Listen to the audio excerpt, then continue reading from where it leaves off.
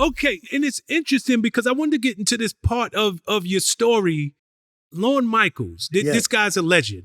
Yes. You know, I didn't realize that this is how you were introduced to him. And when you first came in to work with him, you were working as a writer. Right. You weren't necessarily in front of the camera. Right. There's another story to that, by the way, because I was angry at myself that I couldn't get a skit going that was like 30 seconds, 15 seconds, because I was a playwright who was used to writing 2 hours, 2.5 hours, right?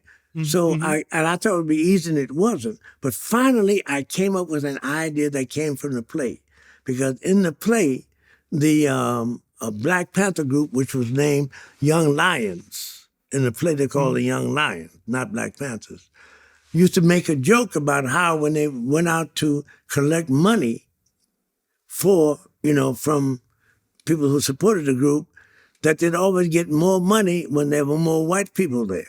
And they realized that white liberal guilt was the reason why they were getting this money. So they would always be joking about white liberal group. White liberal Christians and Jews who had a guilt complex were in fact supporting their group. So it was a great joke. And I told one of the guys about it. His name was Tom Schiller. I didn't realize he went and told another guy, I'm going to call his name, Alan Swibel, not Alan Swibel, Alan Franken. And Franken wrote the joke as if it was his own. Oh, man. Gave me no credit for it. Wow. Yeah. And it actually happened on the date I went to the green room to see Lorne sing Cooley High.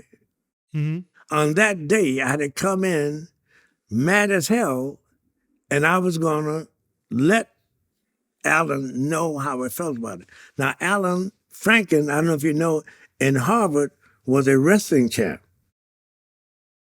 No, I didn't know that. So Yeah. maybe you might not have wanted to take that too far. Well, I had a black belt at the time, but I knew he would whip my ass.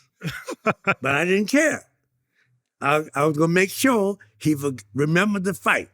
I was going to make sure he remembered the fight. And sure enough, the only thing that stopped me from carrying that through was when I opened that elevator, somebody said, Lorne Michaels wants to see you in the green room. And in the green room, I cooled off and realized that Providence had given me something better.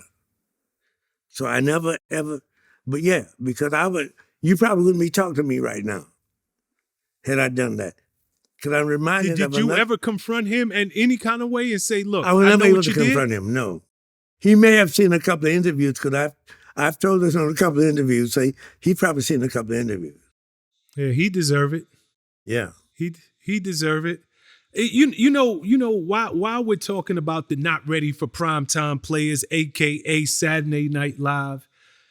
You know, that show has been on now for something. I mean, it's pushing 50 years at least. Yeah, we had the 46th anniversary about a few years ago, and I was there.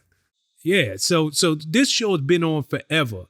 You are literally part of the original cast. Yes. You mentioned John Belushi, Jane Curtin, Gilda Radner, God bless her soul, Dan Aykroyd, yourself, Chevy Chase. What was it like to, and matter of fact, Laraine Newman. Yes. What was it like to work with these legends? They all went on to do amazing things in their career. Yes. Lorraine and I see each other for dinner dates even to this day. Jane is a beautiful woman. I'm going to be at something celebrating her in a few weeks. John, I loved him. He's a great man, Toward the end of the 5 years, it seemed he changed his whole attitude towards me. I don't know why. Gilda is the reason why I have this job. I had got the job because one of the things that impressed me about the members of the Not Ready for Primetime Players was their improvisational ingenuity. They'd been to Second City, and I was amazed at their range, how they could just take anything and had such a range for making stuff funny. Now, I was in a workshop too, but not like Second City. I was in a workshop conducted by a guy named Dick Williams, and another guy named Gilbert Moses, brilliant black actor and director. But in the black workshops, you were dealing with problems like teen pregnancy, police brutality, what the white establishments are doing to black people, all of that. So my range the Second City range went from like 1 to 100. My range from being a black workshop went from like hate whitey to kill whitey. That was about it, okay? And so I was having problems really hooking up to them. My rhythm was always off, and I always, to this day, I recognize that and admit that. But I was so impressed. Sometimes I would just be impressed with what they were doing. I would forget, oh, you got to be in it too. So I was very impressed with the improvisational skills of John, Gilda, Laraine. Loraine's from the Groundlings, yeah. So is my good friend Jennifer Coolidge, who was in Two Broke Girls with me. She's from the Groundlings, yeah. Huh.